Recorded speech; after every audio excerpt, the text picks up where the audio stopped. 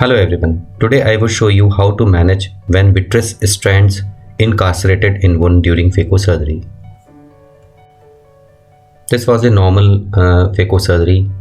Nucleus was hardly grade 2, grade 3. I created two side ports and 2.2 mm clear corneal main incision. Completed capsular access of optimum size. Did decent hydro procedures. You can see white ring reflex which indicates good hydro delineation. For phaco beginners, hydro procedures are important to ease out phaco fragmentation. Held the nucleus and chopped it, and in no time I finished my phaco fragmentation. I decided to aspirate epinuclear plate and remaining cortical matter through irrigation and aspiration tip.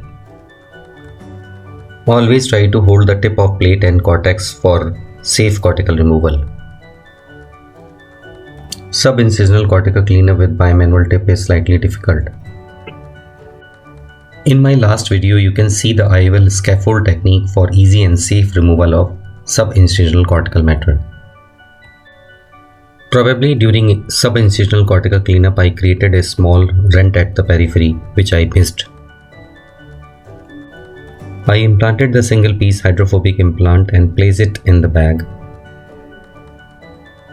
I started removal of viscoelastics from the antechamber, which is important to achieve clear chamber with no reaction in the post-op.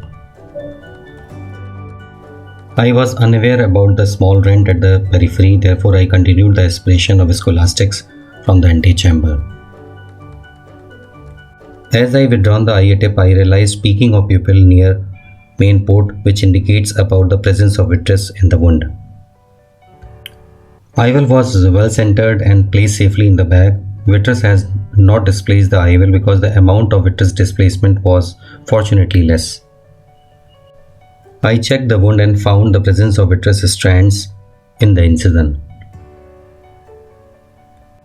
Small amount of vitreous can be managed without the use of vitrectomy, so with the help of a sponge and venous scissor, I trimmed the vitreous strands. After trimming, you can see that pupil returned to its position and regain its circular shape. If vitreous strands are left in the wound, they can become the reason for endophthalmitis and persistent cystoid macular edema in the post-op.